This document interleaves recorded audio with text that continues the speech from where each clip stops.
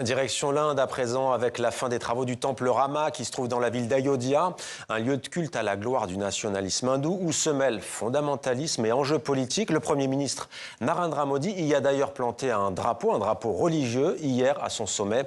Grégory Fontana nous a rejoint. Bonsoir Grégory. Ce geste de Narendra Modi, c'est bien plus qu'un symbole? Bien sûr, puisqu'il s'agit d'un drapeau sacré hindou. Quand on plante un drapeau, c'est que généralement on est arrivé au sommet. Eh bien, c'est bien le message clair que veut envoyer le Premier ministre indien au reste du monde, à l'encontre des minorités du pays et surtout des musulmans. C'est l'aboutissement de plus de 500 ans de lutte religieuse et idéologique que l'arrivée au pouvoir de Narendra Modi a permis de concrétiser. L'édifice, on le voit, est grandiose.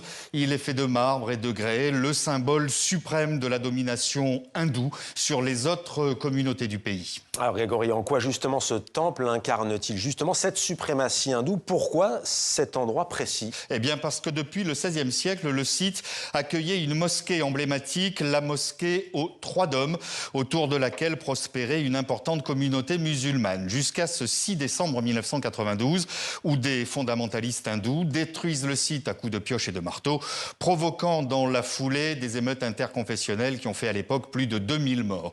Pour les hindous, c'est à cet endroit qu'est né il y a 7000 ans Rama, c'est une divinité majeure dans l'hindouisme, c'est le symbole de l'homme parfait.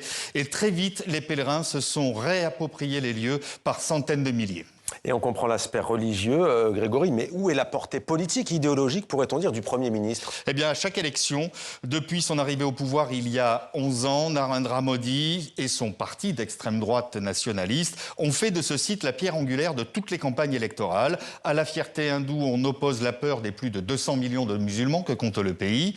Depuis, leur légitimité à participer et faire partie de la nation est sans cesse remise en cause. Les discours sont de plus en plus haineux, mais il y a aussi des actes. À l'exemple, l'année dernière, près de New Delhi, c'est un autre site du patrimoine islamique qui a été détruit. Les musulmans venaient y prier depuis 9 siècles. Et ça, c'est un virage réel dans l'histoire moderne de l'Inde? Mieux, c'est le début d'une nouvelle ère, selon Narendra Modi, qui tire un trait de façon radicale sur la tradition laïque et plurielle voulue par les père fondateur de l'Inde dès son indépendance en 1947, aux antipodes donc des valeurs véhiculées à l'époque par Gandhi et reprises notamment en Occident par des personnalités comme John Lydon, les Beatles, etc. Merci beaucoup Grégory pour ce point complet qui en dit long donc sur la situation politique dans le pays le plus